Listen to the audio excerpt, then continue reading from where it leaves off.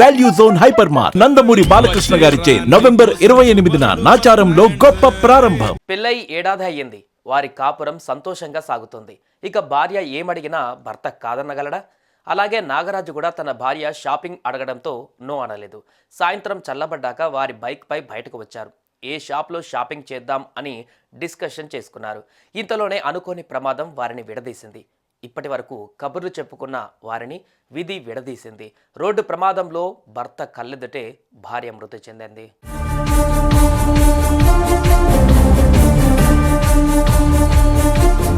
వారికి కొత్తగా పెళ్ళైంది.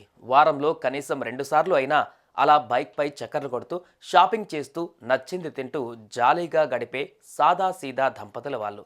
కానీ ఓ డ్రైవర్ నిర్లక్ష్యం వారిని విడదీసి ఒక నిండు ప్రాణం తీసింది.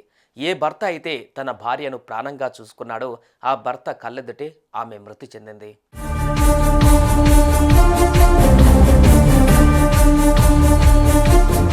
ఈ ఘటన హైదరాబాద్లో జరిగింది. జీడిమెట్లలోని రాజీవ్ గాంధీ నగర్ మోడీ ఎలిగెన్స్లో నివాసముంటున్న నాగరాజు, సిప్రా రాణి త్రిపాఠిలకు ఏడాది క్రితం వివాహమైంది.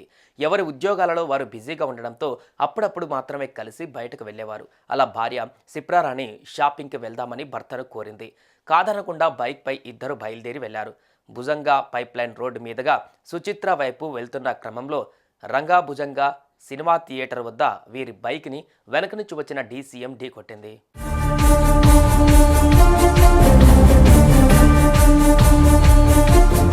ఈ ఘటనలో నాగరాజు ఎడమ వైపునకు పడిపోగా అతడి భార్య సిప్రారాణి కుడివైపున కింద పడింది. ఇంతలోనే ఆమె తలపై నుంచి డీసీఎం వెనక టైర్ వెళ్లడంతో తీవ్రంగా గాయపడి ఆమె అక్కడికక్కడే మృతి చెందింది.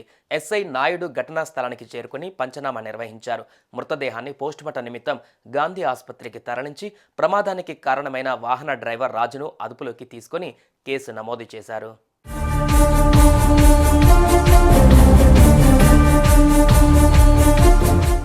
విధి అంటే ఇదేనేమో. అప్పటి వరకు తనతోనే ఉండే కబుర్లు చెబుతున్న భార్య తన కళ్ళ ముందే చనిపోతే ఆ భర్త పరిస్థితి ఏంటి? జీవితకాలం కలిసి ఉంటూ ఎన్నో కలలు కన్నా వాళ్ళని విడదీసింది రోడ్డు ప్రమాదం.